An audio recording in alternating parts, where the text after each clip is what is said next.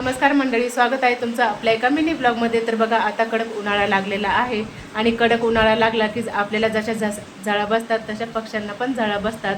तर आपण स्वतःची काळजी घेतो, तर तशीच आपण पक्ष्यांची पण काळजी घेतली पाहिजे। तर आपण काय करतो, उन्हाळा लागला की थंड पाणी पितो, माठातलं फ्रीजमधलं पाणी पितो आणि फॅन खाली बसतो आणि कूलर समोर बसतो। तर तशा प्रकारे आपण स्वतःची काळजी घेतो, परंतु आपण त्याच प्रकारे आपण जशी काळजी घेतो तशी पक्ष्यांची पण काळजी घेतली पाहिजे।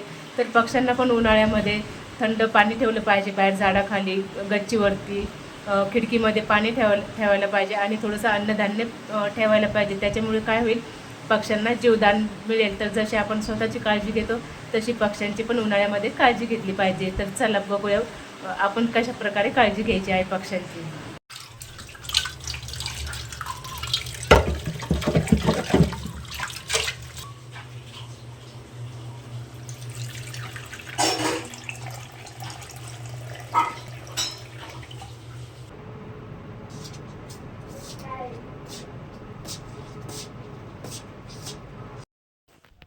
तर बघा, इथं मी मुगाची डाळ टाकलेली आहे, तांदूळ टाकलेले आहे आणि गव्हाचे दाणे टाकलेले आहे। बाजरी टाकलेली नाही आहे, कारण बाजरी ही उष्ण असते, त्याच्यामुळे पक्ष्यांना त्रास होऊ शकतो।